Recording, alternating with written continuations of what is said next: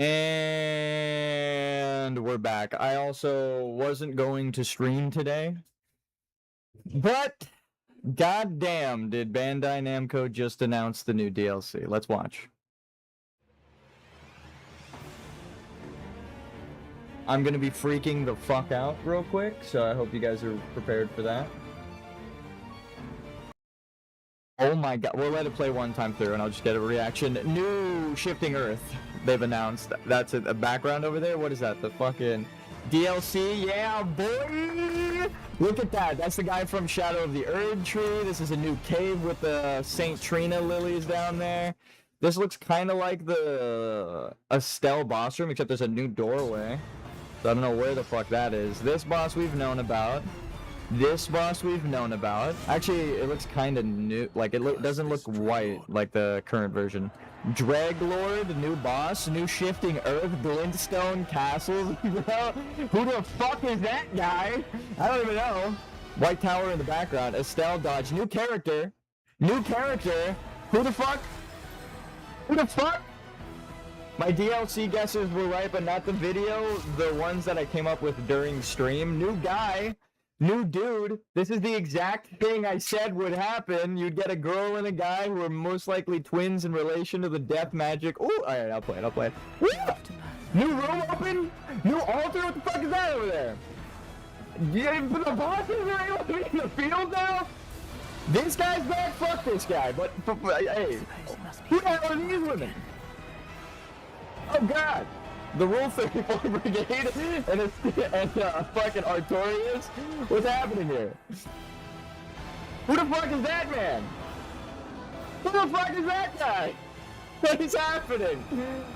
The Forsaken Hollows, bro. Hollowing. We're back to the Dark Souls connection. Oh my god, I'm so fucking excited. So, new characters. 2 new additional characters. 2 new additional bosses. And additional Shifting Earth and more. So who even knows what the fuck? That was a random YouTube channel. Never seen before. Let's fucking go, baby! Let's fucking go. Oh my god. Alright, maybe we watch it. Artorias Ground Boss. Okay, maybe we watch it now. I just closed it. I had another open. That's called a bit. Oh my god, I'm so excited, dude. You have no clue. So this is the new Shifting Earth. It's like a watery zone, maybe more like a castle Carrion Manor. We recognize this gateway in the background, so this 4-door or 4-towered thing with the broken tower. It looks kind of like the lava plays. Oh my god, I'm so fucking stoked. Bro, I'm so fucking stoked. Artorias Ground Boss. So what's happening here? This is the middle castle? Wait, what the fuck? This is like the castle in the middle of the map. Oh god, are we gonna get a whole new underground area? Okay, so I need to see what the fuck's going on out here. It looks kind of like, this architecture is a mixture of the castle in the middle of the map and the DLC Black Keep. This is very clearly Saint Trina's underground area from the DLC. Oh my god, I'm excited. So I don't know where the fuck that is. This doorway here with the, this is like, it looks like Estelle's boss room. This has to be in the castle, the new underground, or not underground. The, Shifting Earth. Oh my god, I'm excited. This boy is getting punched again. This boss is getting exploded. Curse this Dreglord. Dreglord, new painting. Okay. Oh my god, it's beautiful. We're getting a Noclateo Shifting Earth above ground, in ground. I don't even know what I'm looking at here. What the fuck is that? It's like a tree. It's like this is all underground? Question mark? This is like hanging from the fucking ceiling, and it looks kind of like overhang here. I could imagine this being both partially underground or completely underground. We're getting Noclateo, Shifting Earth. This guy is sitting underground, I guess, because yeah, the cave system. This also looks like the opening of Dark Souls 2, like the cave of the opening. This tower is the one that it's like a divine tower, except not. I don't even know. We got Estelle. We got a new character, almost exactly like I guessed too. I will say that my YouTube video was wrong, but after playing it on stream while reading the Silmarillion, let's go back to this guy. While reading this, or these two. So you have a girl who has like the same kind of death power. Very Saint Trina-esque. And this guy's got like black and white death power with a straight sword, which was my guess for the what the fuck are they called? Oh, the Maiar. The hold on one sec. What the fuck are they called? Eritar? Or the Valar? Okay, so these guys.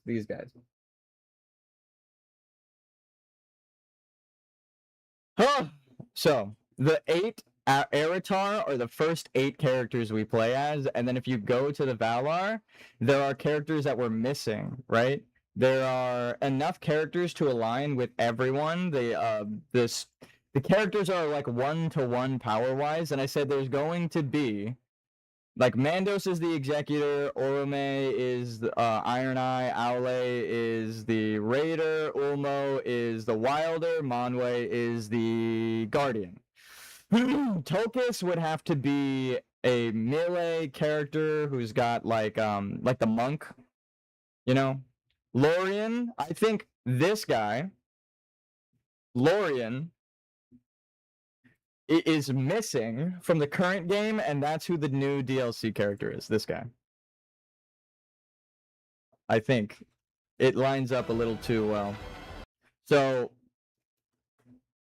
this guy has something to do with a Master of Visions and Dreams, and then there is let's see, Varda, which is the Recluse, Yavanna, which is the Duchess, Nienna, who's the Revenant, Este, who I think is the new character, the girl, or Vare, the Weaver, Vanna, who I think is going to be a battle dancer. This is what I think is going to happen. We're going to get a monk and a dancer as one of the 2 pairs. I knew they were going to do characters in pairs too. That's even something I said. And then Nessa, the wife of Tolkis. Okay, so this I think is going to be the perfumer. This girl is probably going to heal or be a healer. And this person I was expecting to be like the rapier straight sword person, but they did. Another guess of mine was the straight sword Saint Trina blade guy would be like the piercing sword, and they would double up on it. It looks like that's what they did. So I think Lorien, or Urmo, as the elves know them, and Esther are the 2 new DLC characters. This is Este, because she has something to do with death, and she's moving like death, and he is Urmo, the straight sword wielding dream guy, right? Or you can reverse it. My guesses were correct. Also, what the fuck is even happening right here? You're telling me that the bosses are going to be field bosses now? The Everdark Sovereign? Oh, I don't know if this is the Everdark version, but like the lords that we have to fight, the Night Lords at the end of the night. Oh my god, dude, I'm so fucking excited. You have no idea. And then new boss. This looks like the arena. It looks like the DLC arena. Let's get into the Valkyrie women too. Okay, so this is like at the top of a tower because there's clearly drop-offs outside. It looks like maybe the rain is coming in, and the stone architecture matches the ruins of Rua, or whatever, the Rowled. I don't know how to pronounce it. I need to read it. I haven't read it in like a year. The Shadow of the Erdtree DLC, where you fight this guy multiple times, right? You fight one in an arena towards the end of the DLC, and also you fight one towards the beginning at the top of the tower. This area looks like that, both of those towers, right? The old civilization, the Crucible civilization. Who the fuck are these women? 1, 2, 3, 4, 5, 6. Maybe they said, go fuck yourself, you're fighting 6 bosses at the same time. This is Dark Souls, there ain't no enemy placement, your ass is getting jumped. This must be fate to work again. They're a little off sync too, so they don't move as one. And then, bro, I was scrolling fucking Instagram and then this was posted, just this clip of Artorias, and I was like, tell me this is how I'm finding out that Bandai just announced the fucking DLC. And lo and behold, yes, they announced the DLC. I had to close the app, open my web browser, I looked up Bandai Namco, and sure enough, Nightreign DLC. So I started my live stream. The Forsaken Hollow. Let's go back. Let's go back. So he's stabbing the Wilder. Ow. Right? I think that's the Wilder. Yep, I recognize that sword and shield and that skirt. Who the fuck is this? And what in the fuck is happening? The hollowing, the corpses, the dead, it's like night and red, and are these like the memories of everyone who's hollowed, like congealed into a fucking old god? What's even happening here? What the fuck is even happening here? I love it, but I have so many questions. And fuck everybody saying that this was gonna come out in March. This is the biggest plot twist of the entire thing. December? You mean I have 1 month until the fucking DLC comes out, dude? Oh my god. Oh my god, dude. Are you fucking kidding me? This is wonderful news. Dude, Bandai, you're killing it right now. I hope to God we stop fucking around this year and give Nightreign Game of the Year, because I've played all of the games that are up for Game of the Year, none of them compare. I know people are probably sick of Elden Ring winning. I love to see Nito come back. Exactly, it was like weirdly Nito mixed with like it looked like every fucking Dark Souls boss melted into a pile of boss right there, like with the way the things were coming out of the ground and the splashing and shit. It gave me like Dark Souls 2 and Dark Souls 3, the pus demons, like the humanity.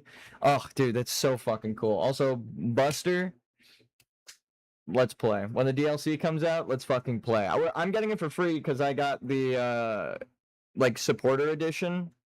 I pre-ordered knowing the game would be good, and I was right.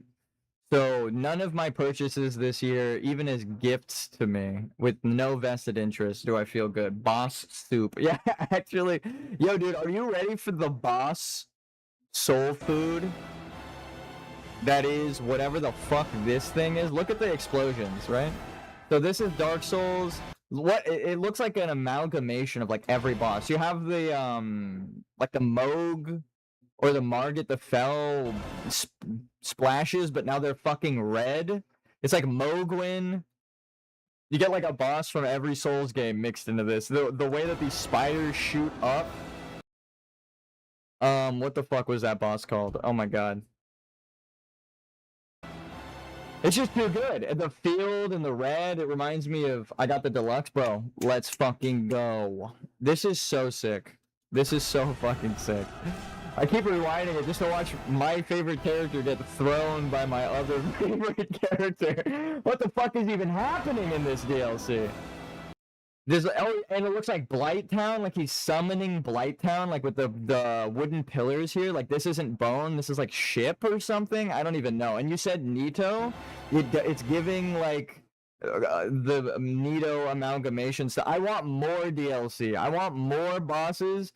I'm a shill. I don't give a fuck. It's because the game is made ethically. They give it to you. You don't have to do microtransactions. They're about macro transactions, baby. You want the DLC. You want you get characters. You get maps. You get fucking new. What did they say? They said it at the end here. New bosses, new map, new characters, multiple for this first DLC. Holy fucking shit. I mean, I will be pessimistic for half a second. They said it would be ready by March and it's coming out in December. I hope they're not forcing it out the door early and it's not complete yet, but this is exactly the theming that I wanted for this. I'm so happy. I am so happy. I might actually buy this game for my brother, like for Christmas, because holy fucking shit, am I excited. We got No, I don't know if it's cross-platform, but PS5, PS4, Xbox, PC. Eating it up.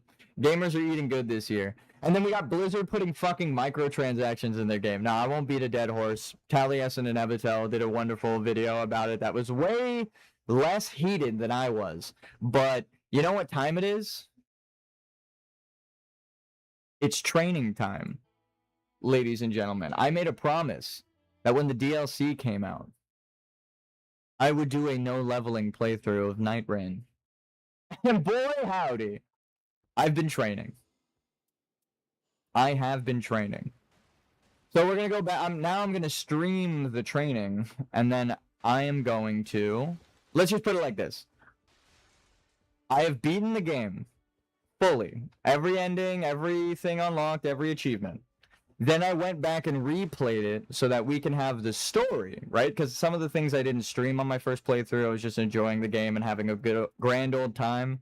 Not everything needs to be streamed if you're enjoying a game, right? Sometimes if you feel like you want to play it off stream, you should be able to play it off stream.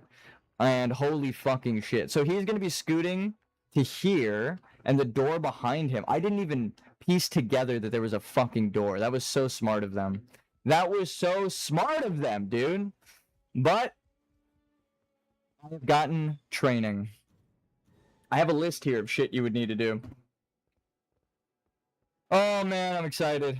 Oh my god, I'm excited. The deluxe. The deluxe. The deluxe. Worth it. This game deserves Game of the Year, and not because I think the gameplay is fun, is because they improved and made additions to the base game style of the Souls-like genre. Now you can run up walls. Now you got grappling hooks. Now you got different characters, different abilities, all this shit. I mean, I love a good custom character. I hope they don't change the formula, but in terms of additions and changes and... Oh, dude, this is such a fucking good... game. They did so good with this game, dude. I was still analyzing the lore as I was playing solo offline. I was like, maybe the map is like different or better, you know? Maybe it's like, maybe we're small now because this is like a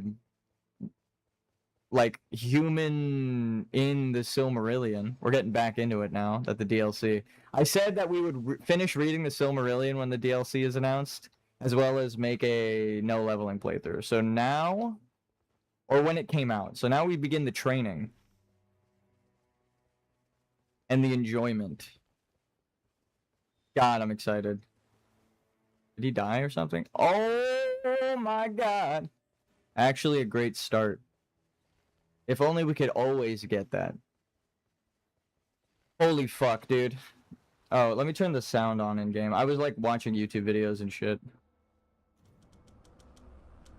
There we go. So fucking nice. Oh my god, they're just gonna make it better. That's the one thing with the, like, even if the game's DLC launches broken, the way that they've been updating and patching the game, I don't even doubt that they will make it better if it does launch early. So I'm excited even for a broken game, because I know we're still getting more game. Isn't that crazy? I've never been excited for a DLC I knew would probably be broken, but I'm like, dude, give it to me. I don't give a fuck. You'll fix it over time, and you'll introduce new characters and shit. This game is so fucking worth it. Holy shit, it's good, dude. It's actually fucking insane how good this is. So stoked. It's crazy. So, I've been playing solo no leveling off stream. I have a chart here of things I've needed to do. So, you can still gain power. You can still play the game. And there's still a lot to do in your no leveling playthrough. So,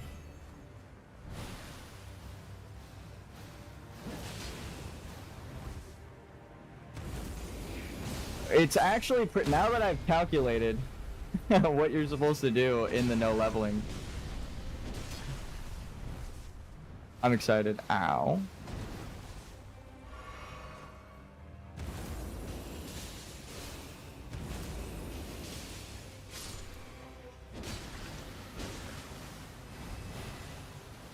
There's so much to do when you play this. I'm genuinely excited and ready to have a blast.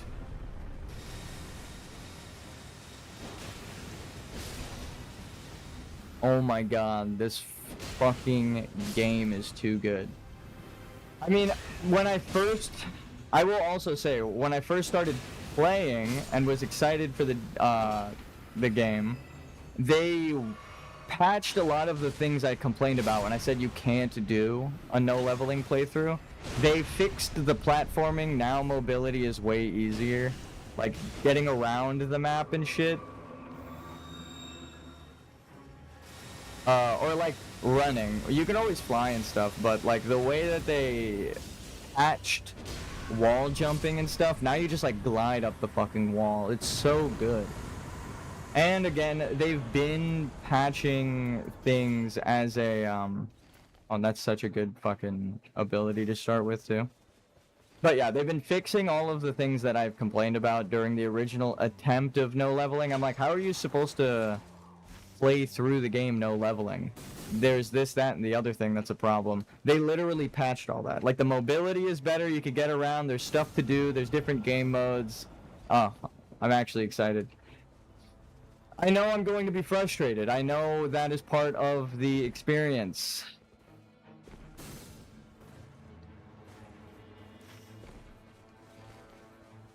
But because this is just kind of training right now,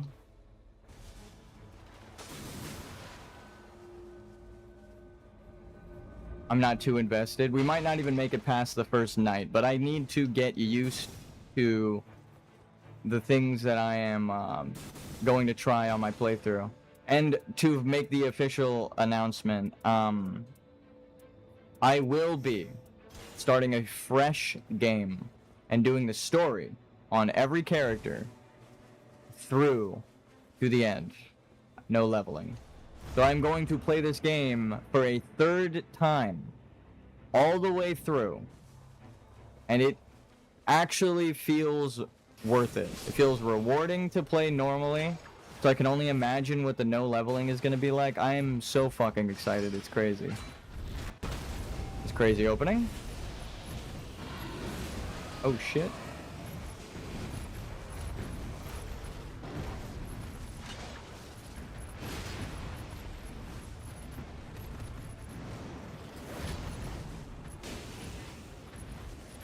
Now imagine with an upgraded weapon. If I could find people to play like a multiplayer playthrough with of no leveling, it still scales and it would be fun. But I don't know anyone who is crazy enough to even try this with me. So, we set out alone, which might be the source of my frustration by the end of it. Oh, I leveled up. You see, that's the instinct that we're trying to fight right now. That's the training. Trying to not level up. I stepped away for 10 minutes. What did I miss? I am officially announcing the no leveling playthrough. I am going to go through the whole game for a third time, restarting my save again, but I am going to beat every character for real, not me. Yeah, I know. I'm going to beat every character entirely through, story mode wise, if possible. If I notice that there's something that's like, oh, you actually might not be able to do this, I will at least admit it, because the game's balance, like, you can't level up your characters, which is a good thing, but the stats, right? This is me training for no leveling, and I already fucked up because I instinctively hit.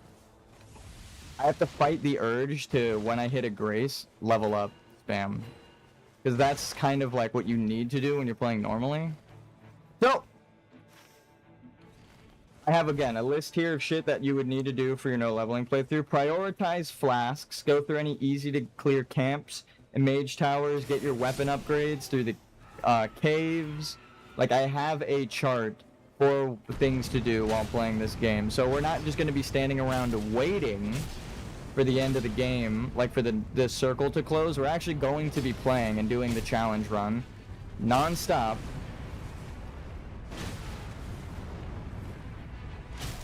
And if I restart the thing, we can genuinely say we beat the game without leveling.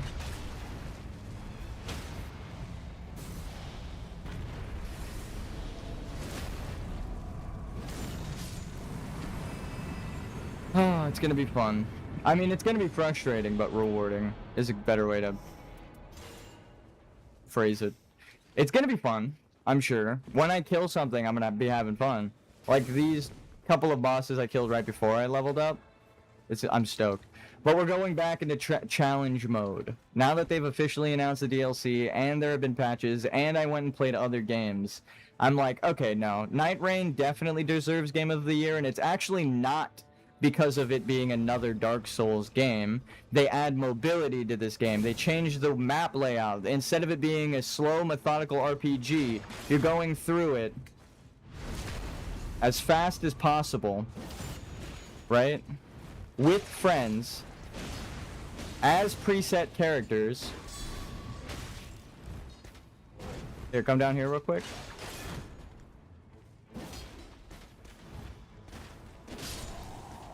I'm excited. I actually didn't even need this, because we got a freebie from the camp, or from the corpse earlier. Is there an upgrade anywhere? I see a merchant in the middle of the map. Let's go for him.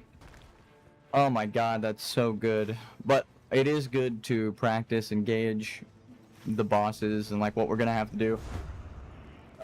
But yeah, we're going to be playing through no leveling, and now that I understand the game better, I was kind of right that it needed patches before, but the game developers agreed with me and have patched many of the things that I've complained about through my time playing. And then going to play other games that people are comparing to this, I'm like, how are we even comparing these games? This is like the 8th game in a series led by a new person that has changed the development so much that it's like a complete fucking overhaul to Dark. Like, if you put this into base game Elden Ring as a game mode, people would be like, holy fuck, this is like a completely different game. And then on top of the new game modes, right? So we're gonna need to save 10k for that each time, as well as upgrade our stuff. Bewitching branch, you never know. I like the Crucible Hippo, like again with analyzing lore, the Crucible Hippo thing right here is only here during Noclateo to show you the connection. So I'm guessing now that I was actually right. A lot of the time they introduce DLC characters and shit with like here's a secret that you wouldn't have been able to guess or piece together, right? In the base game. And then crash cut to me being like, I've read the secrets, I know the secrets of the pumpkin patch. Oh, okay, I jumped right into that. God, I'm fucking stoked. Oh, they actually added health to monsters, which is insane. Like, as I was playing, I was like, oh, this thing is stronger than when, like, we first started, after taking a break. After I played the 300 hours, 400 hours of the game, and then just took a break. Came back, so much stuff has changed and been patched. They've changed translation errors, right? So it's easier to gear things. We'll just do a normal playthrough right now, because I fucked up leveling. We might as well just start. This is like a normal playthrough while we talk about the DLC. But fuck am I excited for the DLC. I'm going to say that I was wrong in my initial guess, but I barely made the clock. If you go and watch my Nightreign streams, you will see me piece together the exact characters they added right before they announced this shit. But my YouTube video that has like 200 views guessing the DLC characters, I now know that that wasn't just wrong because, like, oh, like the characters... Like, I just was saying characters I thought would be cool and I wanted. But now, I'm like, oh, I know the story that they're kind of referencing and basing things off of, so... It's so much more exciting. It's so much more exciting, because I said they would probably release the characters in sets of 2, and they even did that. And I'm like, bro, this is like the perfect fucking... Oh, they did so good. They did so good with the DLC. The game is deserving of DLC support. Like, people should... If you haven't gotten the Deluxe Edition, you should buy that. And if you haven't, try the first DLC. And if you enjoy the base game enough, I'd say I would recommend I never recommend the deluxe edition. I understand financial troubles are a thing and not everyone can do it, but holy fuck, it's going to be kind of like worth it in the end because the investment will give you so many hours. I'm like hundreds of hours into this game and I'm like, you could still fucking play it, dude. That's crazy. And experience like new things. I was watching Challenger Andy do like the trumpet playthrough of Artorias, which is funny. Watching him beat Artorias with a trumpet, and then the next fucking day they announce Artorias, I'm like, this is the best fucking thing that could have happened. It's so sick, dude.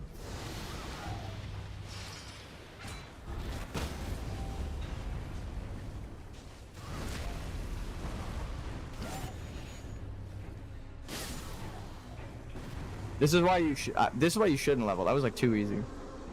So this boss they added more health to, I'm convinced. I used to be able to like stomp on her just as easy as the guy we just killed, but I don't know if it's true or not. Playing even solo, I was trying to fight her and look at the damage. It's like completely different damage scaling from him to her. I'm like, holy shit, I'm doing like no damage to her compared to the guy I just fucking one-shot.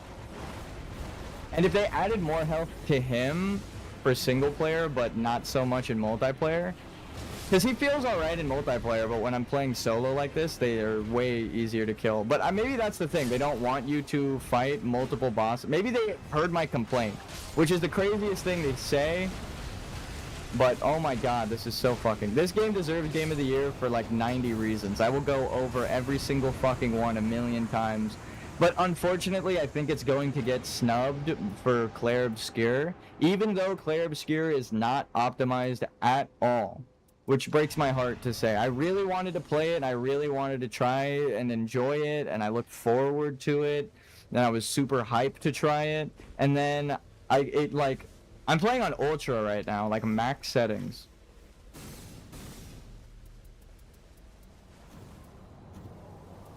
Right? I couldn't even play Clair Obscur on low settings. I'm like, how are you comparing these two things? People can't even buy and play this fucking game. When Elden Ring Nightreign, on the same computer, I can play on Ultra and stream it. Like, what the fuck are we even talking about? It's like night and day. But it's not that... I think Clair Obscur still has a chance to be a good game. Maybe it should be in the running. But optimization should be prioritized and talked about in the industry, because people are okay with releasing half-baked products or shitty monetization models over actual gameplay. And Elden Ring Nightreign says fuck you to all of that. They're like, we're going to give you a bunch of characters, a bunch of content updates for free.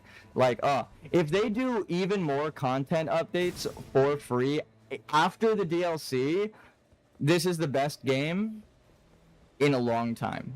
Like, actually. The creators, the designers, fantastic. I take back every negative thing I've said about it now that they've patched and I've compared to other things. It's not even comparable. It is not even comparable to any of the games this year that people are saying deserve Game of the Year, which is sad, because it's not like I prioritize this, and I wanted to give those a try. Silksong had like a PlayStation 2 grind that fucking sucked. It was like somebody designed that intentionally to make it worse because they didn't want other games to compare to it or something. Like, I don't know what the fuck happened in between the first game and Silksong, but the rosary grind is so atrocious. I kind of went over it already. Like, you need thousands of beads at the last shop, and the most that enemies drop is like 36, so you would need to run through the same room over and over and over again, because if you go through the lower areas, they drop like 5 beads. So it's like you can't even go back to grind. There is no variety. They added like a really cheap and stupid fucking old school grind to pad the game time. It's dog shit. I do not like that kind of design. You should just make good content like this. Replayability is way better than stuck fucking grinding the same shit over and over again. So Silksong, while the gameplay is good, it loses the charm that the first game had. Because the first game had so much to explore, and the second game prevents you from exploring because they lock you in the same fucking room to fight the same enemies over and over and fucking over again. It was dog shit. Oh.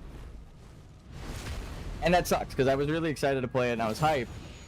But it was overhyped. Was it bad? No. Was it overhyped? A little bit. A little bit overhyped.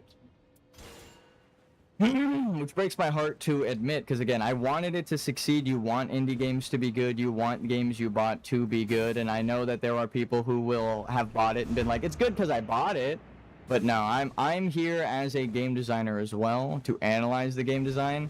And I can at least admit that that fucking design philosophy of the same shit, run through the same one hall, and there's like no platforming in the room. It's a straight room that's a hallway with the same 4 enemies only in it. So it's like, it's not even like, oh, well, there's some variety and the room is kind of challenging. You're running through the same fucking room over and over and over and over again. It's dog shit. I do not like that part of Silksong. The enemy design, cool. The enemy placement, pretty well thought out. If they didn't have to worry about or balance a shitty grind like that, it's kind of like the monetization thing with Blizzard. You are committing team members that you are paying to create this system. So people who are like, just ignore it, it's like, you can't, because you think of, if you're a game designer, all of the like functionality that is lost, right? All of the fun that is gone because people like are making bullshit grinds instead of like content for the game. You have to code it, you have to play test it, you have to balance it instead of balancing actual stuff. Backstab. So that stuff bummed me out, but it's not like the whole game is lost. It's just goddamn. It sucks that it doesn't compare in my eyes. Like the action that you want to talk about, like real-time action and stuff. This shit fucking slaps. You can't even compare these two in my opinion.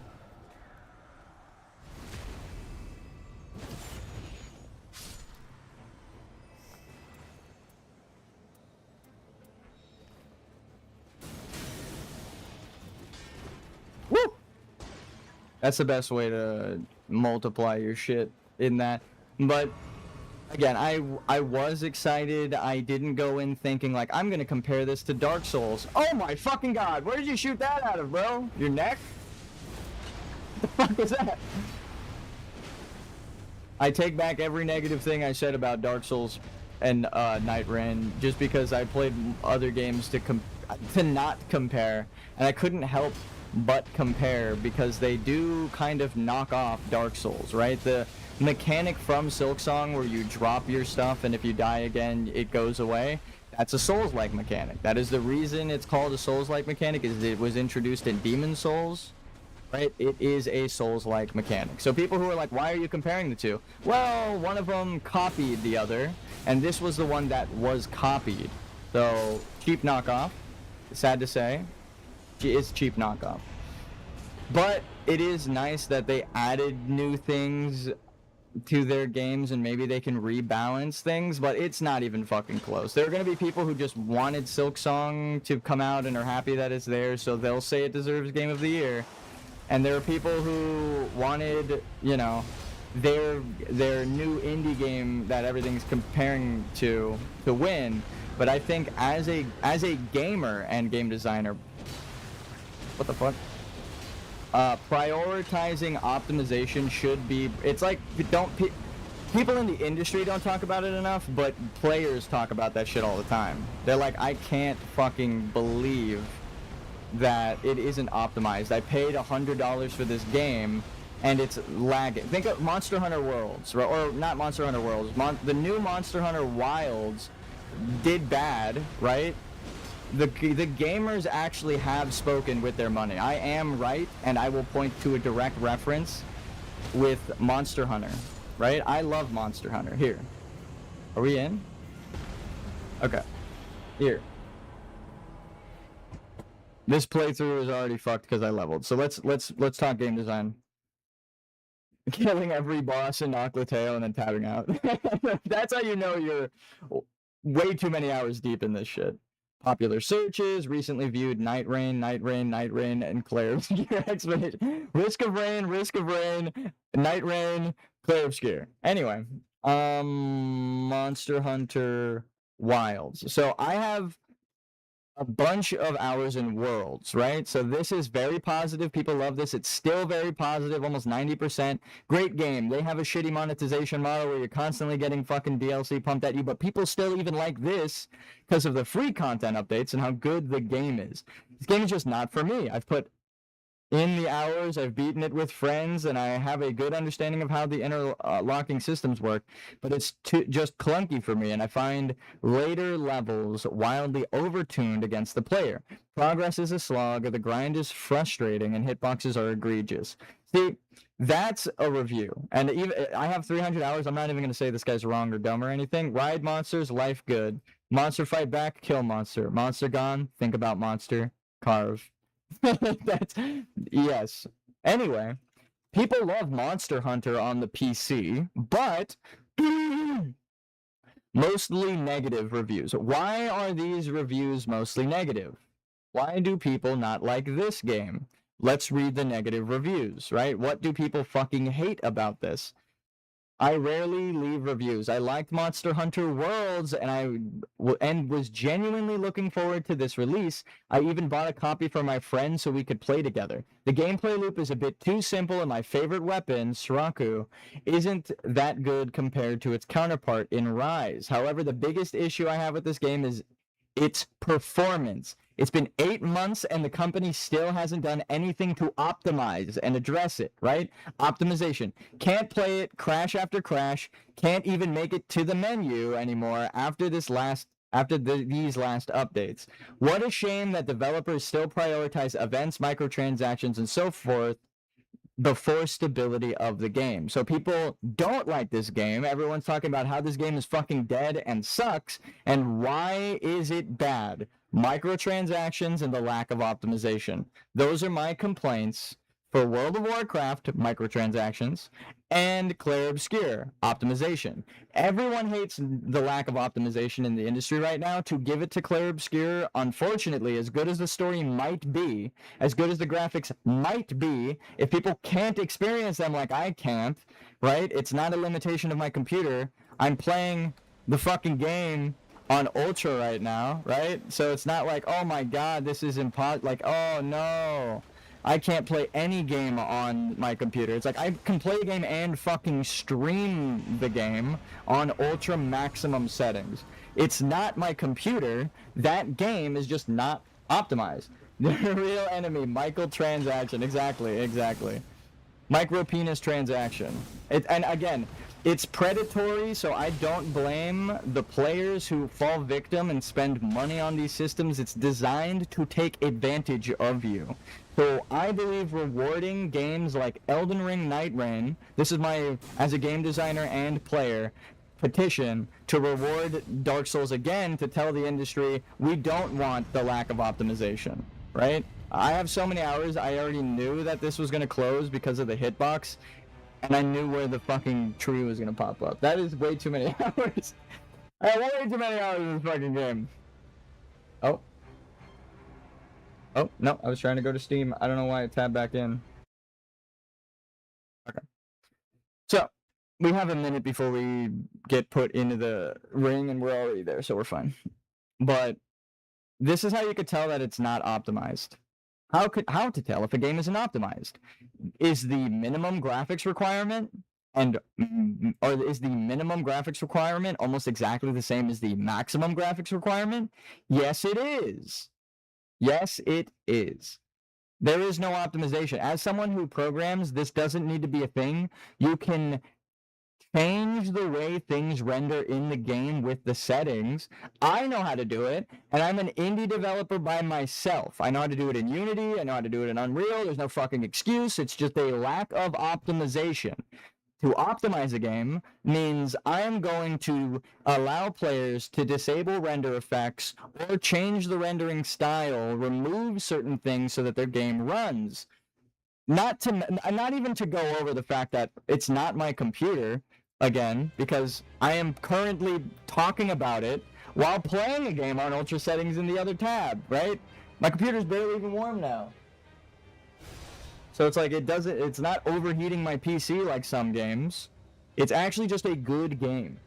It actually, no. It's not just a good game.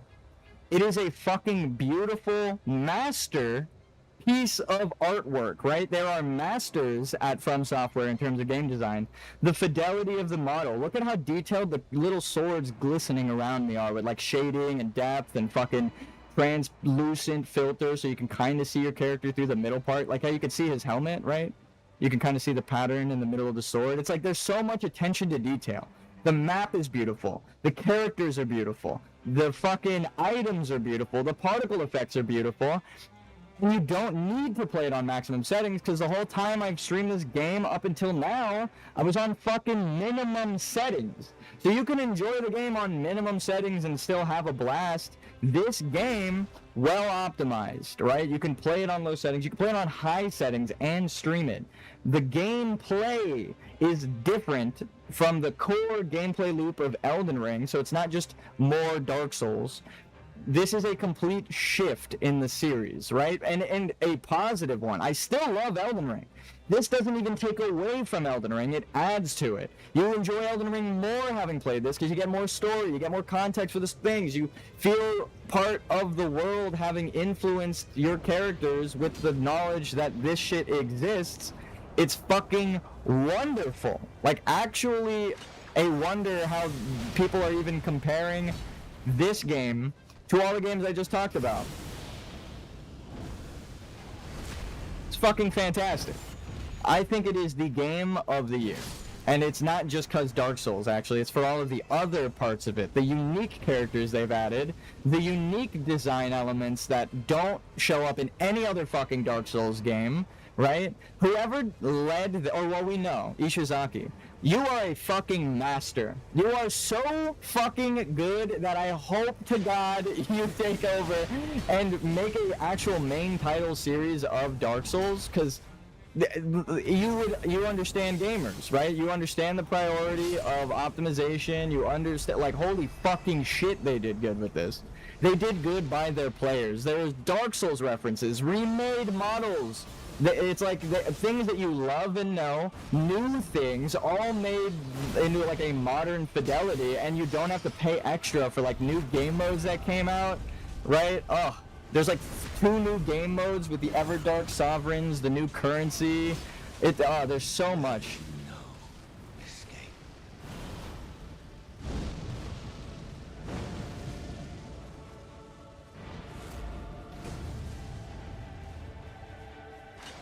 So fucking good. So it's not just, oh, I like Dark Souls and this deserves Game of the Year. I'm like, no, actually, if you don't like Dark Souls, you might like this because of how it is Dark Souls, but more and better and different. It's so fucking good. He's gonna do a jump spinny. Okay, I tried to jump into him, but it didn't work. Ooh. That would have been a dead playthrough on a level 1 build.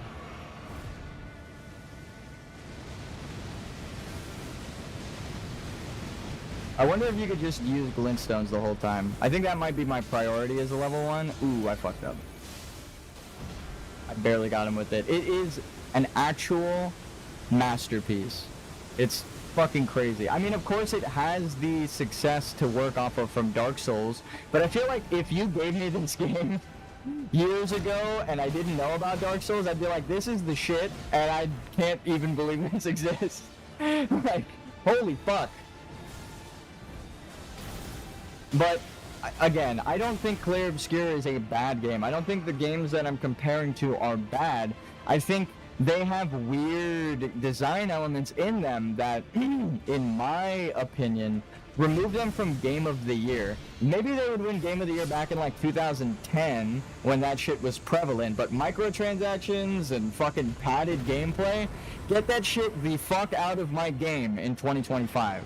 We as gamers don't fucking want that. We want optimization and fun. We want to be able to play it with our friends who might not have the game or the system to play it. Hold on, let's go back to this. Clair Obscure is another one. Ready? Just to show you. As cool as it seems, remember what I said about optimization? And all of those people were complaining about crashing? You need a minimum of 6 to 8 gigabytes of graphics RAM, right? To play this shit.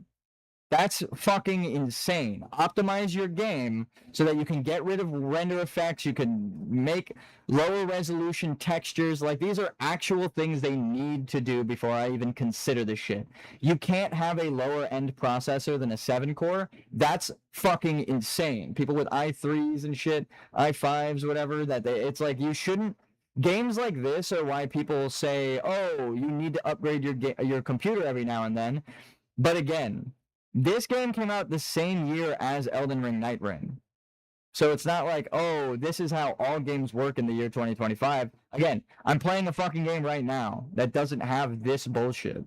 This is not okay. The processor. This means they didn't optimize the processing at all of this shit. The rendering, the dithering, the fucking occlusion, like anything. You're constantly processing the full game, and that explains why the game kept crashing. Whenever I would like turn the camera back towards the starting area, the game would freeze because it had to render everything. So it's like this processing thing tells me it's just not optimized.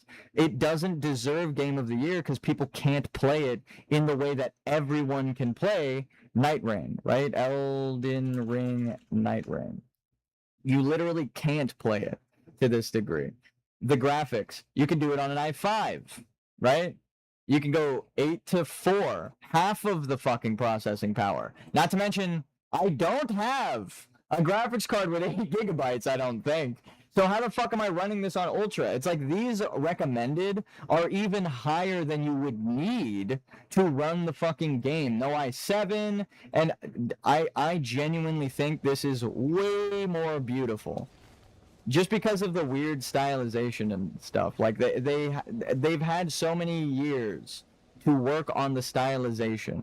This is the 8th game, essentially, in a series now, because it ties together Dark Souls and Elden Ring. So it literally is Demon Souls, Dark Souls 1, 2, 3, Bloodborne, because Bloodborne's connected to Dark Souls, Elden Ring, and then Elden Ring Nightreign. And then people say Sekiro, which would be the 8th, in my opinion, because of the waterfowl dance, and there's like a reference to the main character of Sekiro with Malenia's like items and stuff. So that one's kind of like a maybe, but you know it's connected to Dark Souls because it literally connects to Dark Souls. The Dark Souls bosses are running around. The Nameless King, all these characters. It's so fucking good. It deserves Game of the Year, in my opinion. All the other games people are putting up there because it's like, oh, these are nice to compare things to. And I'm like, you don't even want to compare things to Elden Ring Nightreign because you say it's unfair. How good does a game have to be that you say it's unfair to compete with it? It's like, no, dude, that just means it fucking won. What are you talking about? If you're saying we can't keep giving it to Nightreign because they keep making good games, suck my dick. That is literally the competition. It's a good games competition. Give them the goddamn award, you fucking sleazeballs. They deserve it. So that's my opinion on this. It's not even like, oh, the AAA developer deserves it over indie studio, because as an indie, I'm like, no, I think it just genuinely is.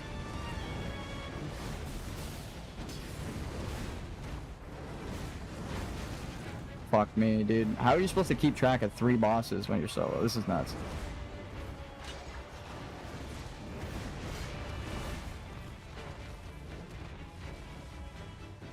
Do we just run until they fuse again, or like what would be the best?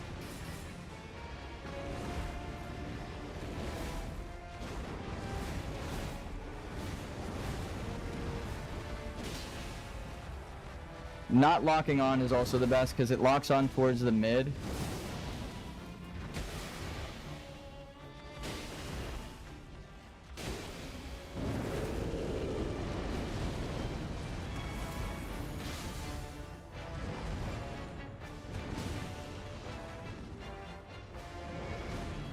might knock me, so.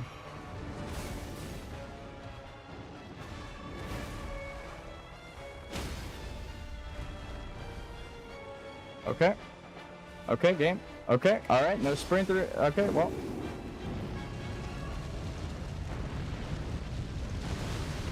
It turned into a sprint. It looked like he jumped, actually. I don't even know what the fuck happened. Maybe that's the beginning of his sprint animation. That's not...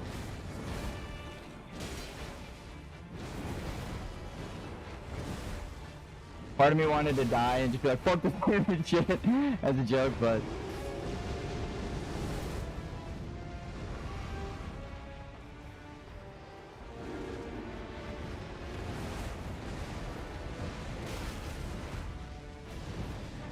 Oh, man.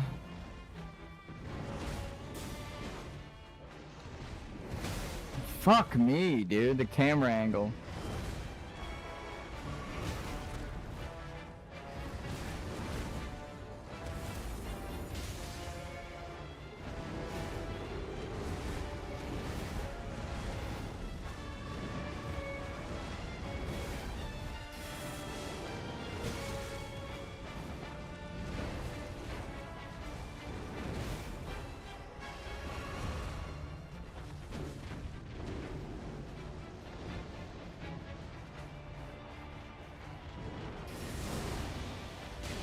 This is gonna be so hard, solo. I need... Woo! I'm gonna need people to help me with this. Just because my biggest complaint in Dark Souls is fighting multiple bosses at once.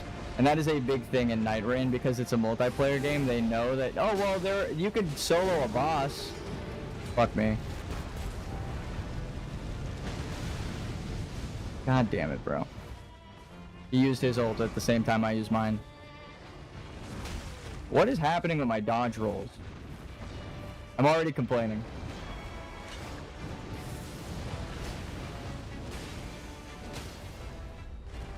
Hell of a way to finish it, huh?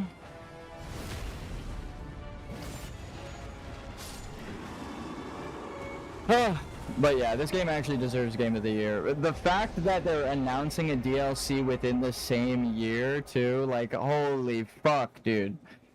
The only thing I will save future me from embarrassment by saying it might release unfinished because they promised it by March. Or people were thinking it might come out by March, and it's in December. So that's like literally a 3-month gap early from what people thought. So, or even 4 months, because it's like the beginning of December.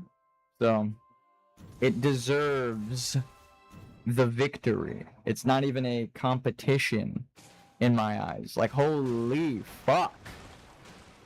The graphics, the gameplay, the story, the community is getting so much better too because it's getting larger. There's like people I see on the Reddit when I was posting, like people are trying to, and like, hey guys, like, can we stop leaving matches and stuff? Like, I just commit to it. You can always come back, which is what I said when people were leaving early on, and I haven't had leavers in my lobbies for like a month.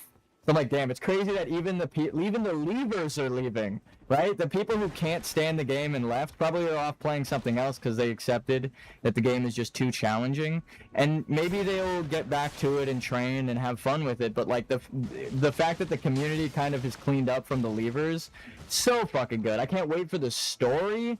Little things like this where you add Altus Bloom to the round table hold. There's gonna be new characters with potential new remembrance stories and stuff. Oh my fucking god, it's gonna be fun. But I know I'm gonna be mad as shit doing the no leveling playthrough, so I wanted to get this out of the way now.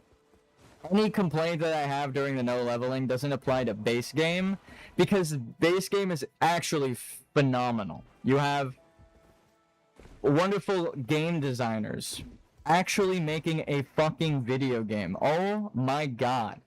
Oh my god, this is so good. And I'm sure they're making fucking millions of dollars because they sold 3 million copies the last time I checked, or like 3.5 million copies. So it's like the shareholders are happy, and all they had to do was make a good fucking game. Could you imagine? Could you imagine making a good game and people play the game because it's good?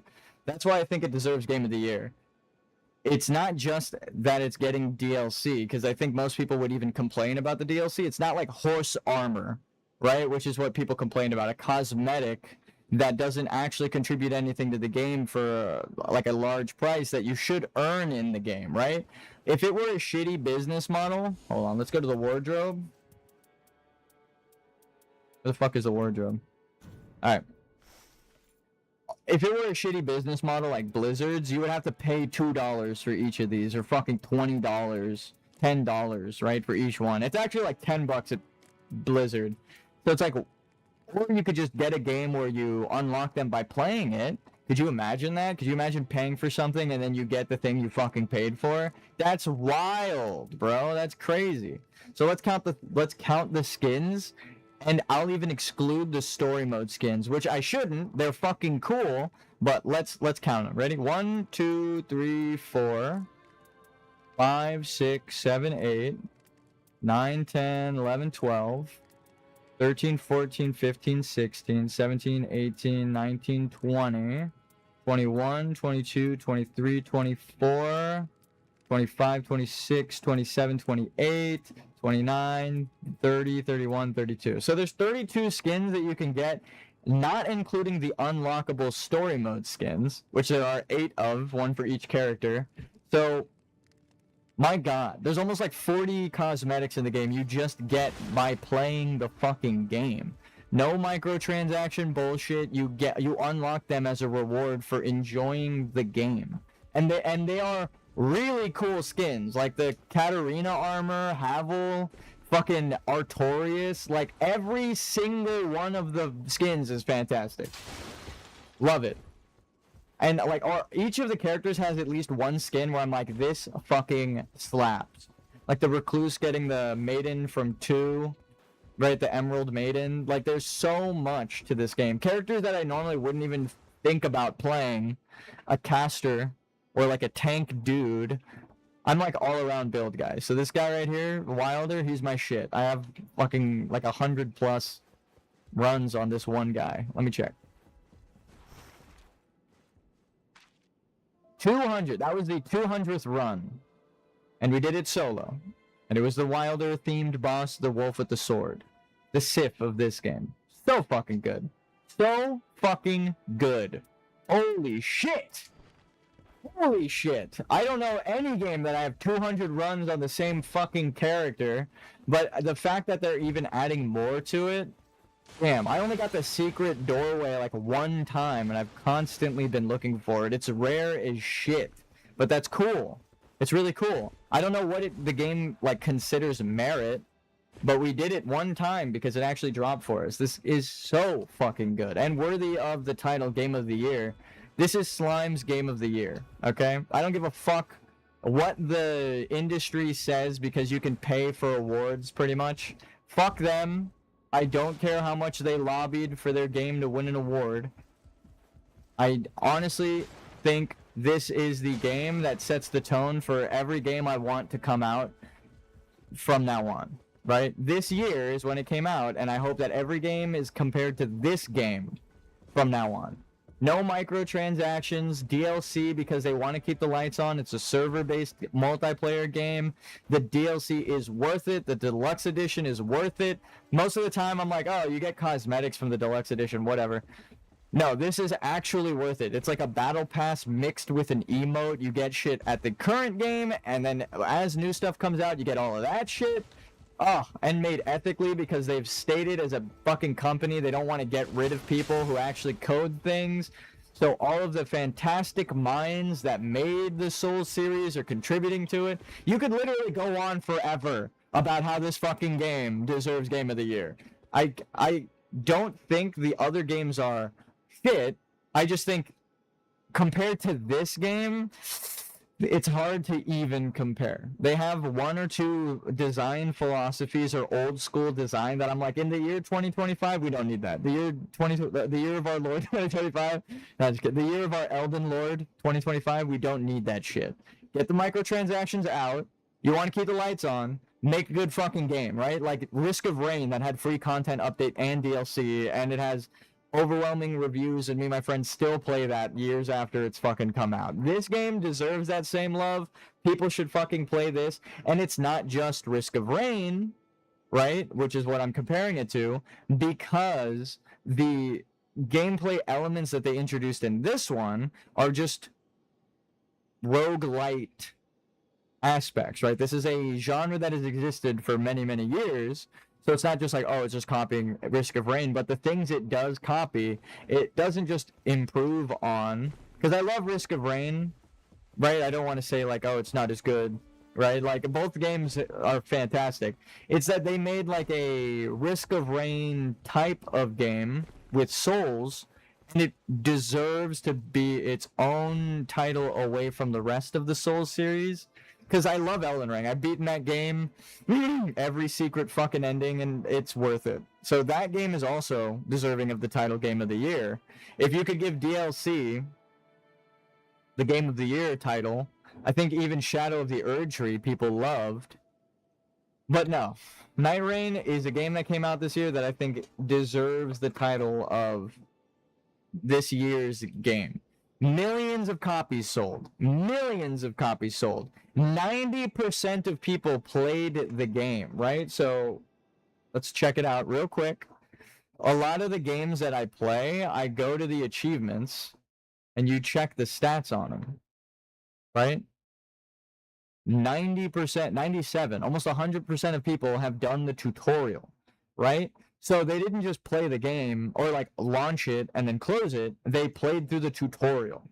I don't know any fucking game where 90% of the players who've bought it actually played it, because it's like sometimes it'll sit in your like library for years and people don't actually play, but it's a like living, breathing, oh my god, and they did the thing.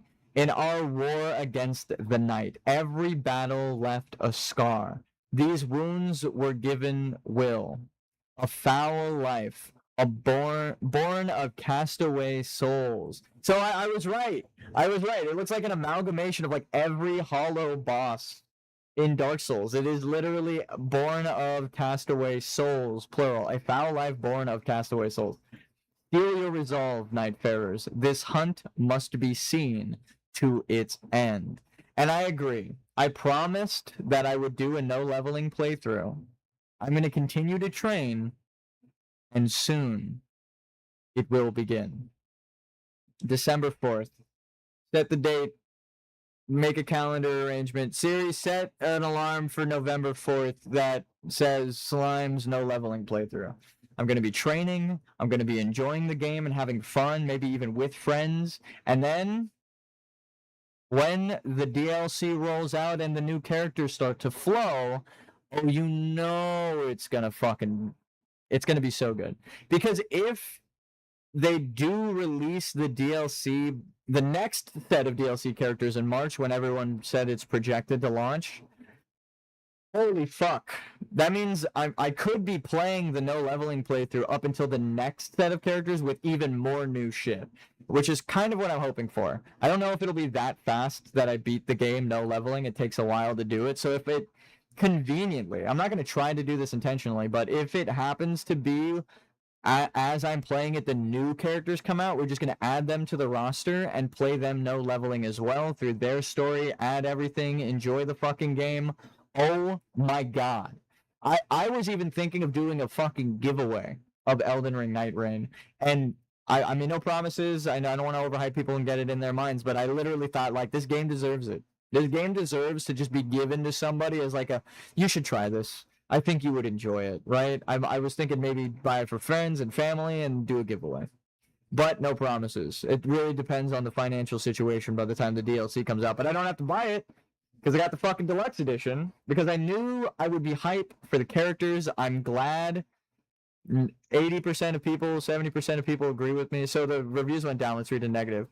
Dark Souls, $50. Ashes DLC. Dark Souls 3 Deluxe, $80. Nightreign, $40. DLC, $4. Well, it's brand new. And technically, that's not true. If you get the Deluxe Edition, You do get saved. This is wrong. This is literally wrong. So the negative review is wrong. When you buy the deluxe edition, you get the DLC. That negative review is wrong. I will show you. Or can I even show? It's weird that it's not here, but I did buy the deluxe edition. But Forsaken Hollows. Well, you know I have the deluxe edition because the deluxe edition comes with the emote that I've been using. Hold on. This comes with the deluxe edition, right? Or the pre-order deluxe like I got. So this emote, worth it. Well worth it. 10 out of 10. Totally worth it. I think they're tripping. I can't even check the deluxe edition, but yeah, so look, it says it right here. The guy's negative review is just wrong.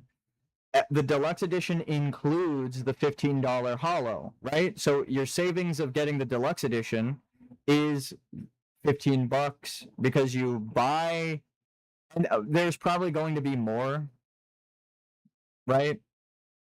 DLC. So you're not just buying one of the deluxe edition, you're buying all of the future DLC. So if it all comes out as 15, it's better to get the deluxe edition so that you keep getting them free and all together. 2 additional Nightfarers, Shifting Earth, and more. Which I like the and more. That means they're going to be secrets and they know that players are going to be looking for them, so why spoil it, you know? Oh, man, I'm excited to read more, become a hero, believe in yourself, take on the night. This game, unfortunately, is probably going to be snubbed. My review for this game will remain negative until they stop penalizing me in the deep of night when both players leave the game. That does suck. And there's a bunch of people saying clown emoji, which is funny. I should not have to play every single match solo just to advance in deep of night. It's absolutely ridiculous to lose 200 or more points for leaving a match that both players already left. So as someone who, my team leaves and I run it solo anyway, bro fell off. You don't even have the... He doesn't even have any hours in the game. I have fucking hundreds of hours, and I'm like, bro, I'm going to play this game again, because it's getting DLC and it's worth it.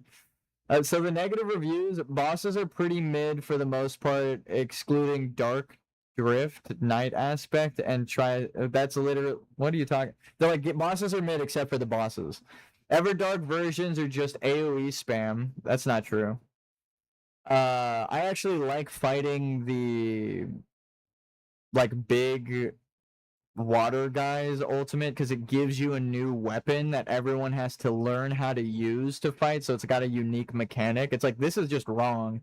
There's a whole new boss that gives you a weapon, and it's only one boss in the arena. I mean, I guess they attack with AoE, but like almost every boss in Dark Souls is attacked with an AoE. What are you talking about? They swing a fucking hitbox at you. Anyway, I don't know how Elden Ring's or other Souls games multiplayer is, but the targeting is horrendous in this game. I can only assume that bosses attack who does the most damage, but that just never works out. Iron Eye hate. No, that is not how it works. It switches between you, and some things give you priority.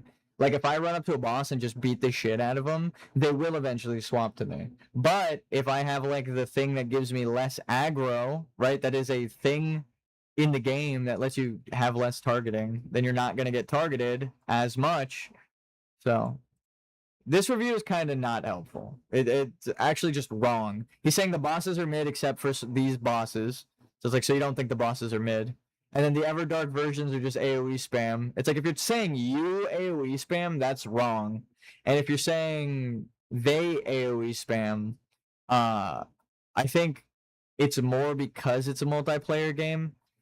But even then, like, there are bosses with unique mechanics. I mean, to be fair, they do have 175 hours, but that kind of goes against their point as well. They're like, this game sucks. I only have almost 200 hours in it. Right? It's like, damn, if you thought it was mid, why the fuck did you put in 100 hours? You can't return it after 2 hours. So everything after 2 hours is like, okay. What are you talking about? No meaningful post-launch content. What are you fucking talking again? They added 2 game modes and a whole shop currency that are free. No microtransactions. And with new content, new phases to each boss. Every boss got an Everdark. It's like, and it was free. So no meaningful post-launch content. You're out of your fucking mind, bro. I want to give a gesture too. You were literally out of your fucking mind. Maybe they didn't play the game, but they launched a shit ton of things after the game. They get, like, if I scroll down right now in the game's launcher, you can read all the stuff that they added it here. I mean, that's just me. He cooked my, damn, this motherfucker's got hands. But look, Deep of Night, new game mode, right? So that's 1 for every single boss and then some. You got every boss got an Everdark Sovereign over time, right? So they kept adding new boss modes new bosses to the new difficulty mode, and that's not even this mode, right? So what the fuck are you talking about? They didn't add anything post-game. Jesus Christ, dog. Someone just posted some pictures. Amazing chest ahead. That's crazy. We got friends posting pictures. We got advanced tips. Patch notes after patch notes after patch notes, right? They kept adjusting the game to all who wander the lands between. Not all who wander are lost. 5 million? What are we talking about? Holy fuck! Hold on. I need to check something real quick.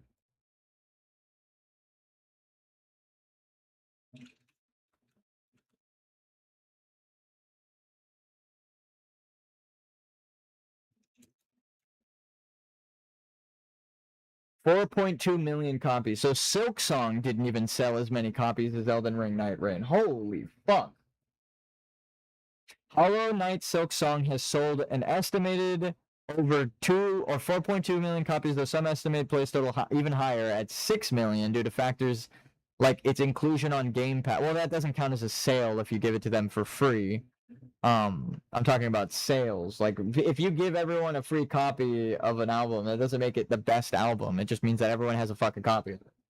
So, Silksong, Yoooo, as a reference. Let's go with Claire Obscure. Maybe it's more. So Claire Obscure also sold as many. This figure shortly after initial reports late that it cited over 4.4 million sales and the day of launch on October. So that's pretty good. 33 days. 3.3 after 3. Or it's Claire Obscura Expedition 33, and it sold 3.3 million copies by day 33. That is kind of funny. Still, I think this is why people are comparing the games, right? They've sold as many copies, and this was in July. They posted this. So while Claire Obscure is now in October, right? Just now in October reporting 5 million. This has been 5 million pretty much at launch. So it's only grown ever since. So there's probably even more that they're not thanking people for. So I'm going to just go out on a limb. I would risk it to say that Nightreign probably has like 7 million, 6 million copies sold now. Just be it by the amount of time. August, September, October, November, right? 4 months since they've thanked everyone, and they've been releasing content over time to keep people playing and get new people. Like, oh my god. I could do without. This is kind of their substitution for microtransactions as a business model. Selling things outside of the game, like memorabilia and shit like that, I'm okay with this. Completely optional, literally doesn't affect the game. Literally does not affect the fucking game. You hire another company, you send them artwork you already did, and then they make the thing, right? I don't think Bandai Namco, it's a store exclusive. Yeah, I don't think Bandai Namco is making Elden Ring and From Software make these gamepads. I think Bandai Namco is making the gamepads for From Software, right? It's like reversed. Instead of it impeding on the game development, they're supporting the game development with real life monetization of things that people would want. I think this is like the okay alternative to microtransactions, selling things that people actually fucking use. So Wonderful. Wonderful. I might even get something like this. And look, people are actually happy about this. It's got fucking more... Actually, it's got more likes than the new announcement of the DLC, but this just got announced today. So everyone's hype as fuck. Yeah, 4,000. The last patch, as an example of like things that they're still fixing too, fixed a bug where the progress from a disconnected expedition in the deep of night, if no victory or defeat was reached, could sometimes carry over the next expedition and be reflected in subsequent sessions results. That's crazy. So if people left or fucked off or you disconnected or something, you get punished in the next playthrough. That's wild. I'm glad they fixed that. Fixed a bug where the launched an expedition into the deep of night status was not correctly applied to some party members when launching a multiplayer expedition in the deep of night mode. So they're even fixing the new game modes that they've introduced. Fixed a bug in multiplayer where the relics displayed on the status menu for other players did not always match what they were equipped with when starting an expedition. That one is hard to tell because you would need to know. How the fuck would you even know that that's a thing? Fixed a bug in multiplayer where the dormant power helps discover blank relic effect was not triggered when equipped, or would trigger even when players did not have the relevant relic equipped. That's kind of cool. I like the not having it glitch, but I mean, of course they had to patch that. Fixed a bug in multiplayer where enemies would stop spawning. That's crazy. Graces could not be interacted with, etc. if a player disconnected from the session. That's a wild glitch. The version number of this update shown at the lower corner of the title screen will be as follows. App version and regulation version. Alright. Online play requires the player to apply this update. After downloading the update file, please restart the game and apply the update. Further updates will be distributed in the future for you to continue to enjoy Elden Ring Nightreign more comfortably. Thank you for your patience. I'm glad they patch the fucking game constantly. Like every couple weeks or like once a month. What is Deep of Night mode? So they explain what the new game mode is. They added a whole new system of items in the new game mode. I didn't even mention that. A new relic system in that game mode, all free. You don't have to pay for it. You just get the fucking thing. Holy shit. It's like night and day. Get it? Nightreign? But actually, it's... How the fuck are people comparing these things? How do you compare these things? How? How do you compare them? You shouldn't. I'm a little scared that the Steam menu is saying that I don't have the game purchased in Deluxe Edition when I know that I pre-purchased it in Deluxe Edition because I knew I didn't want to spend money on the DLC, right? Which is another thing. I just knew that I would want the DLC without having to pay for it. That's perfect for the Deluxe Edition because that's what they advertised it as. They were like, well, when you get to like the DLC, you'll get it for free, right? They said that in the picture, and that was actually one of like the negative reviews, which I was like, why would that be a negative review? They're like, wow, they're gonna release DLC for the game, and we're gonna get it for free. I'm like, are you dumb? Like, what the fuck kind of negative review is that? Ugh. It's like every game should have that kind of monetization model instead of microtransactions within it. Holy fuck. Alright, I'll be right back. Maybe we do one more no leveling attempt, and I genuinely will try to remember not to level. I'm scared that I will forget while playing, but I'll be right back. Holy fuck, does this game slap. If you worked on this game, you deserve an award. Oh, damn it. I tried to pull something up into the top, and it, like, crashed. And again, it's not a knock to the gameplay of Clair Obscur. It's not a knock to the ethics of its design. It's not a knock to the graphics, story, right? Any of that shit. The sound effects, I'm sure the music is fantastic. I don't think the game is bad by any means. It is in running and has sold millions of copies. It's just, how the fuck are we comparing these two things? One is like a legacy masterpiece that is improved upon, the past things, and Clair Obscur is just not even optimized to play. It looks cool. I'm excited for it. When they patch it, maybe I can play it, and that's why I don't think it deserves Game of the Year. How many people bought the game but can't fucking play it, right? Here, let's check. Let's check the achievements. Oof.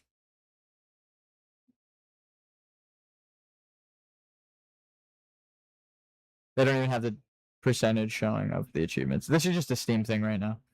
Sometimes it does this. It did this to Nightreign when I was playing it. It just does this sometimes. But break an enemy, right? Defeat the mime in Lumiere. Shit like this, right? This is kind of how you would tell if someone did the tutorial, because this is like the tutorial enemy standing off to the side in the beginning of the game. If it's like 80% of people have played this, or worse, like 70%, then you know they didn't get past the fucking tutorial. So, this is my scathing review of this is a warning. I wish I could return it, but I cannot now because of how bad the freezing was in the intro. We didn't even get through the intro, and I have 3 hours in this game. We did not get past to the introduction cutscene where everyone died because the game kept freezing. That is dog shit. And again, with the optimization in comparison, I can play another game that's just as hard on the computer, right? Just as like graphically intensive on maximum settings while streaming it. Why can't I play Clair Obscur? Just because it's not optimized. They didn't take the time to actually do this. Yeah, have you tried returning it? Worth a shot. You can't return a game if it has more than 2 hours played. On Steam, sadly, the loading and freezing while trying to fix it made it impossible to return. Sucks that Nightreign runs perfect on ultra settings on my PC. The game came out this year, but Clair Obscur doesn't work. Also, I already turned the graphics down. It wasn't helping the issue of complete freezing. Game's just poorly optimized. It sucks, because it's true. This shit is so poorly optimized. I spent hours trying. It's just me fucking complaining. But it's like how, yeah, I'm complaining rightfully so. Someone bought this for my birthday, and I got nothing. They spent a fuck ton of money on it, and I can't play it. And we can't return it. Dog shit. Optimize your fucking games. That should not be rewarded. That kind of design philosophy should not be rewarded in the year 2025 at all. All right, I'll be right back.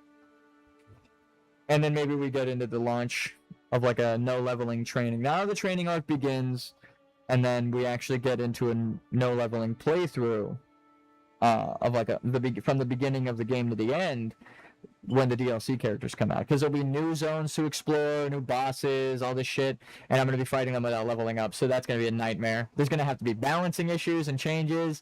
The perfect time for feedback, but Nightreign for Game of the Year.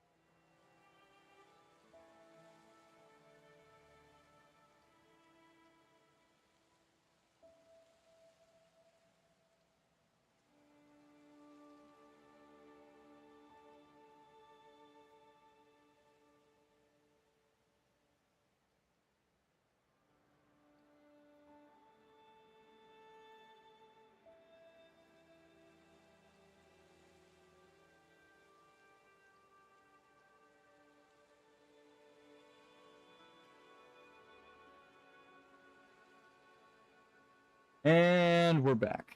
I should send out the chat signal, but I mean, we're only going to be playing for a bit, right? Oh, man.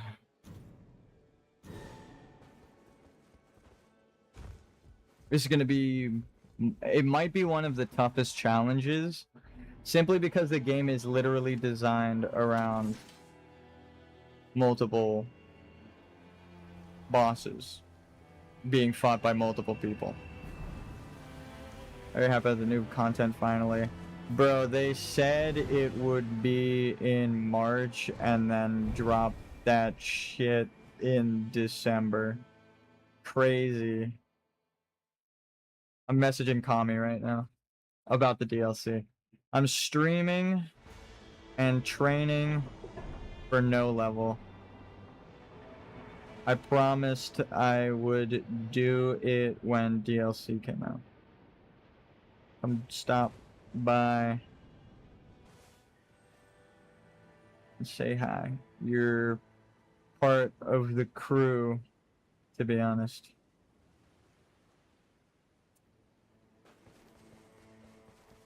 That shit's so sick. I'm so excited to fucking play. It's insane.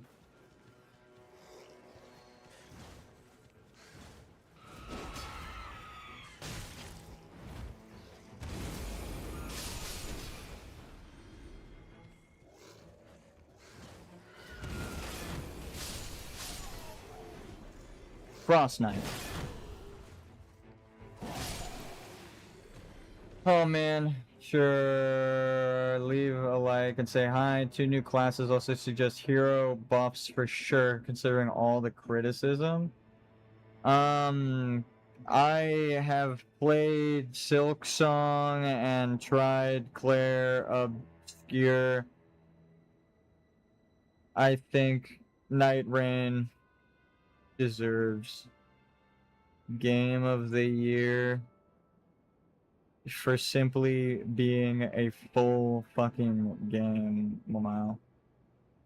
But the content updates over the year show they want to keep it alive, which is nice.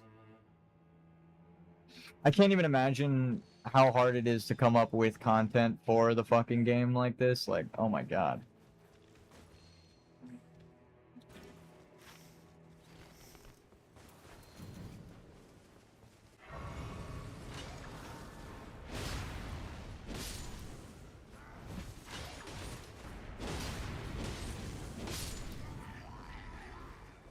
I just made an entire case and argument for why it deserves Game of the Year. Just a wholehearted. We went from screaming about how shitty World of Warcraft's monetization model is to complimenting a different game's monetization model. I told you how fickle are the people. I will gladly demonstrate, right? As soon as they're wronged, and they have things to compare it to like this, why wouldn't they? Why wouldn't they be upset and enjoy games like this instead? So fucking good.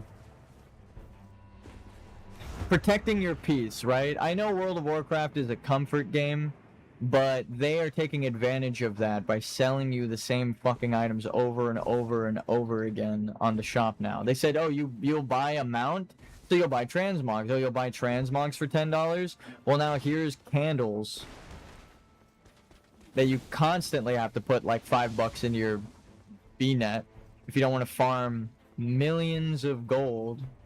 Holy shit, it's Jason Nightrainer. New class hype, new map changes, a new boss hype. I know, and more.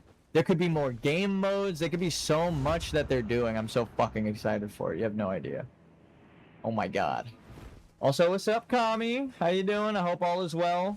I hope, honestly, I hope we get to play together. I know I'm going to be doing a no leveling run, but I'm down to squeeze in some casual enjoyment runs in between on this account, and just to enjoy the DLC and like learn it a bit better while training for the no leveling playthrough, right?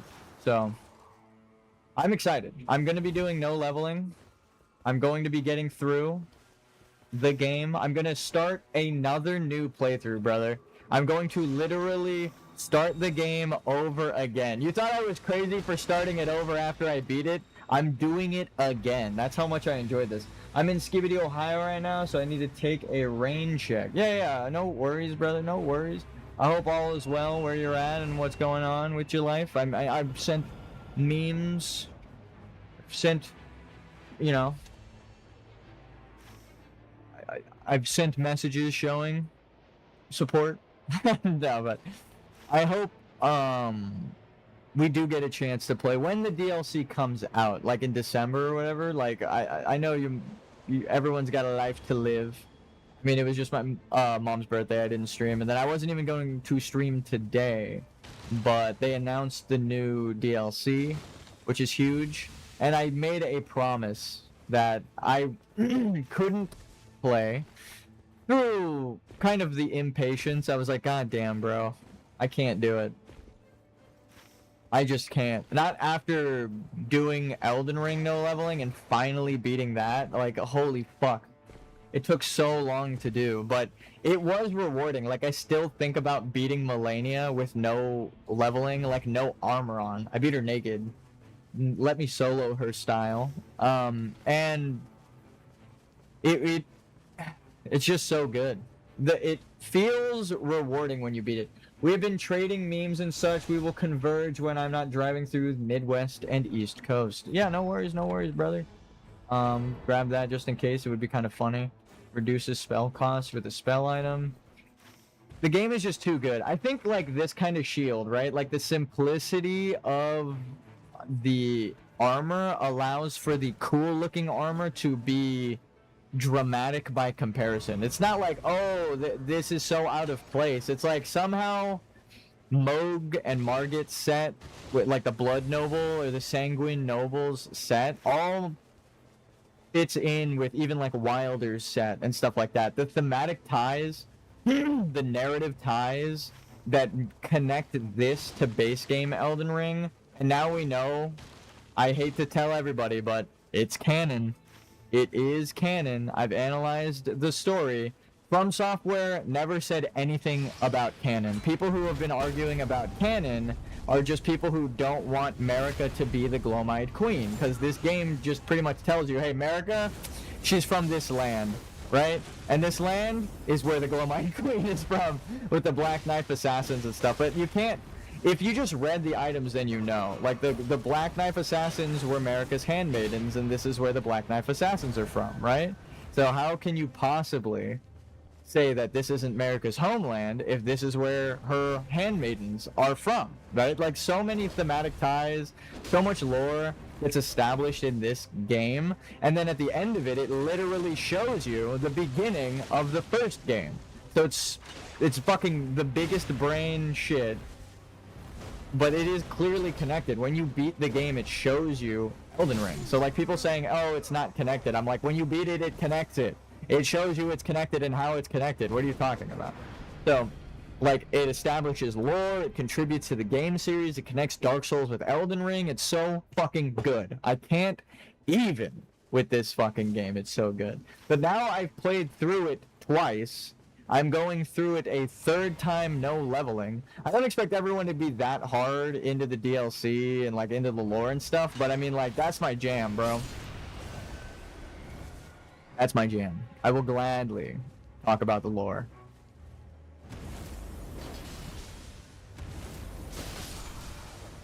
I guess you could just keep throwing yourself at a boss like this. But God, I'm so fucking happy that this game exists. I don't even feel this way about any other game. It's like, I'm actually happy that this game exists, which is crazy. It's everything I've ever wanted for the Souls series and then some. It's so good. It is so fucking good.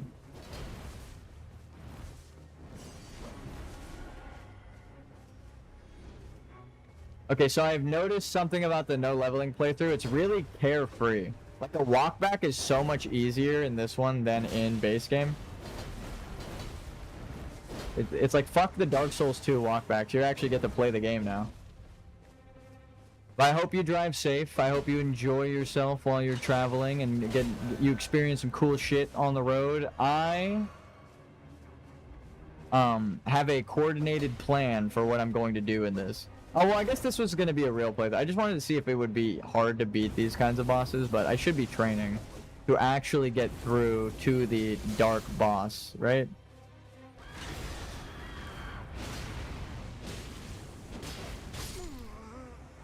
I mean, you can literally just keep doing this. You don't have to spend souls on leveling up. If you're farming for a passive, this is kind of what Night 2 would be like. It's just farm a boss over and over again, die to him. The fact that it keeps the health is kind of sick.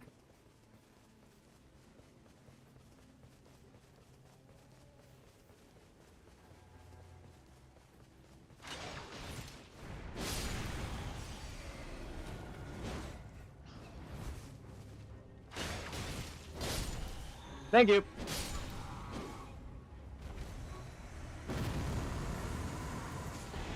Increase stance breaking. So what I recommend is flasks because flasks are easy to grab. You just go around grabbing the flasks. Then you hit up the mage towers. And then in this inner circle on night 1, you want to upgrade your weapon.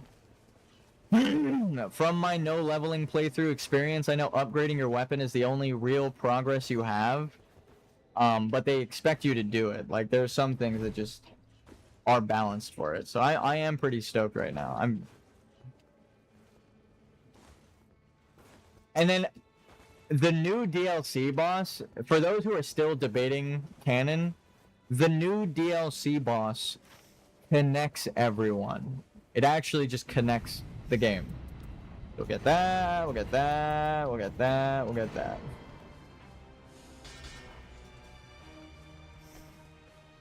It's too good.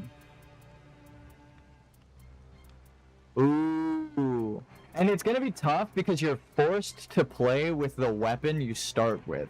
So I can't just pick up a broken weapon and walk through to the end. I'm going to need to learn every fucking character to beat the game. It's not just going to be Wilder. As much as I would love it to just be Wilder, I can't claim that I beat Nightreign no leveling without actually going through the fucking game's story, right? So I'm gonna probably be ending a lot of runs early just to have the stats and stuff. I'm stoked. I am so fucking stoked. It's crazy.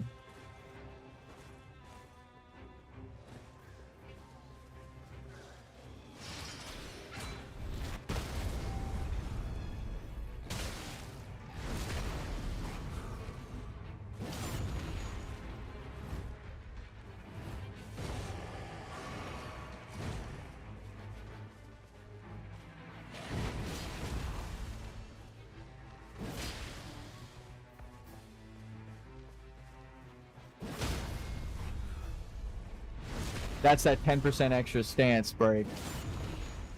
Oh, man. Whoa. I'm glad I moved. Like, instinctively. Keep it moving. That's my advice for Elden Ring.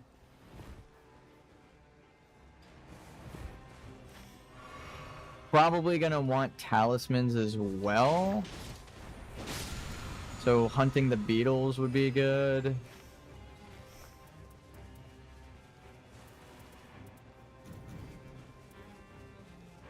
This actually counts.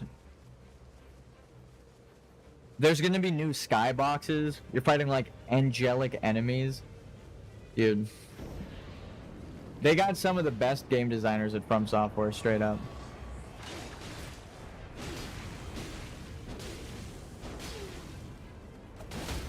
Poise check.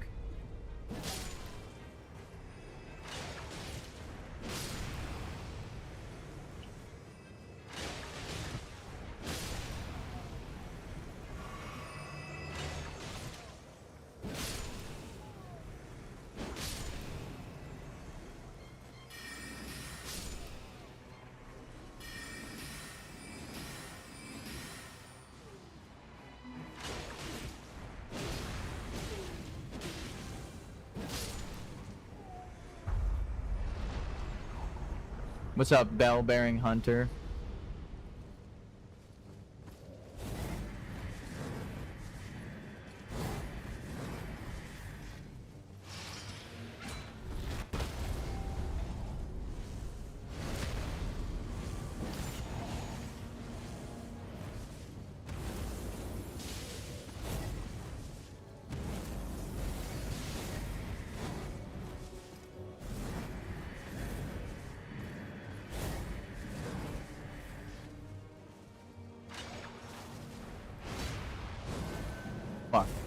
I kind of wanted to try that hit out. I guess it just doesn't work.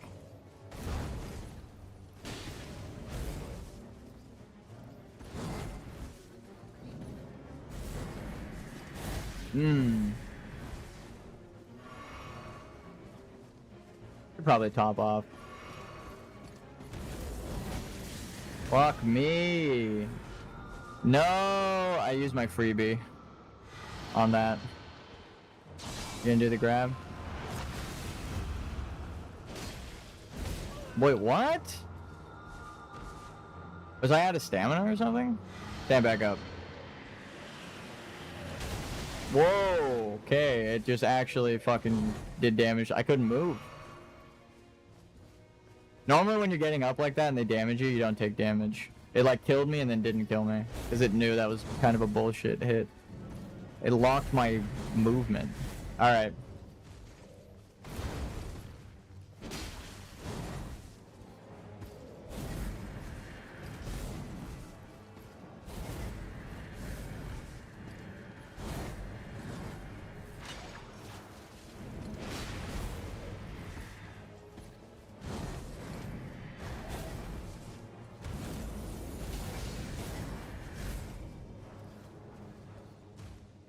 Oh shit. Hey, I conveniently had an item for that.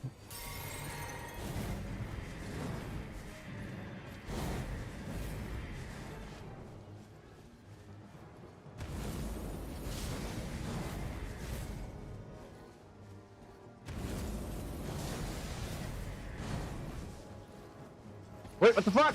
Oh my god, dude. I had to press ult like 3 times. I was like, wait, don't walk towards him. Use your ult. What are you doing?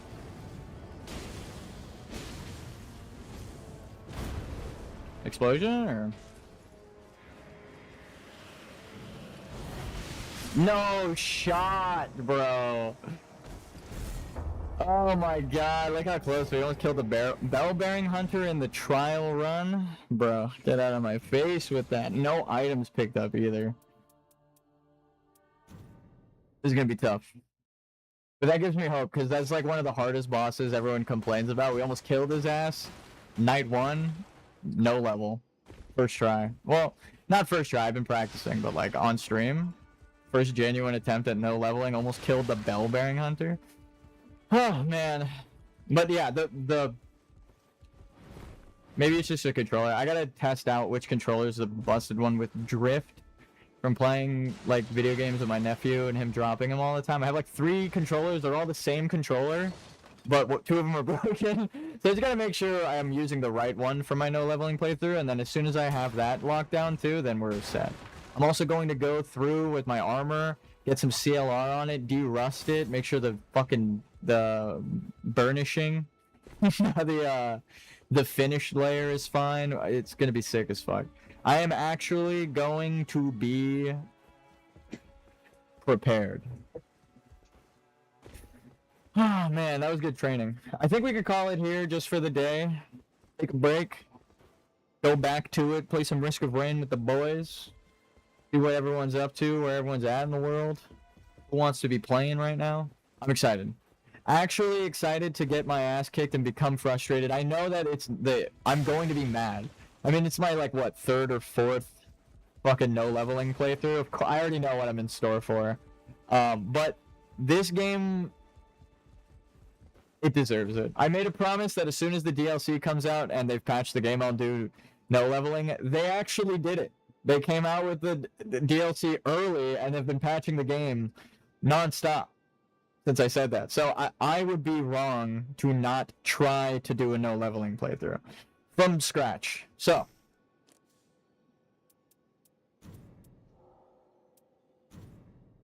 $333 hours on one account is crazy. And then we went through.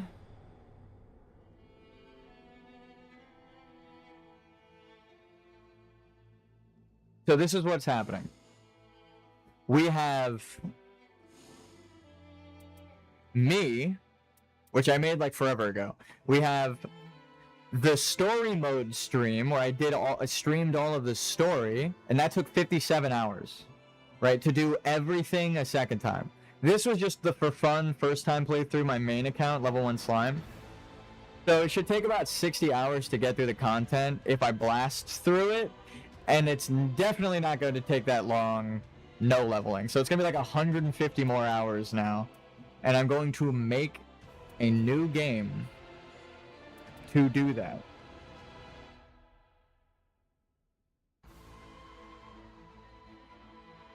And I think this game deserves it. When I was playing Risk of Rain, I loved it, but a lot of that game is like borrowed power from the roguelike element. Things do transfer between runs because you unlock them for the overarching game as you unlock achievements and stuff. This game, I don't even know how to describe. I don't even know how to describe what the fuck this game does, but it somehow gets rid of that unlocking feature, but it made it more replayable. Like the relic system is in place of the unlockable item power-up. So now it's like you start Risk of Rain with everything unlocked, and as you play through, you get new combinations of abilities and stuff. So this is a fantastic, like, replayability kind of game. So I'm not even upset that I'm going to restart it for a third time to unlock. Well, I'm not going to try to unlock everything. I'm just going to beat the fucking game no leveling. It would be really hard to farm nonstop and beat the game. I know people are already doing no leveling boss challenges, weaponless, armorless, shit like that, whatever. You can't do armorless, actually, but, like, people are doing no leveling playthroughs already, so from what I see, everyone is doing no leveling boss challenges. They just immediately start the thing and they're at the boss, right? I plan on going from the beginning of the game's tutorial through the story of every character, no leveling, until we've done all of the fucking story. That I haven't seen anyone do. Maybe there are people, but it just hasn't been recommended to me. I'm excited because new kind of challenge. But yeah, this game is like a 9.5 out of 10. I think the DLC, if it comes out and isn't like busted on launch, 10 out of 10 game. Actually, 10 out of 10 game. People have been complaining about the new content. Like, they want more content. If your complaint about the game is, I want more of the fucking game, that's not a complaint.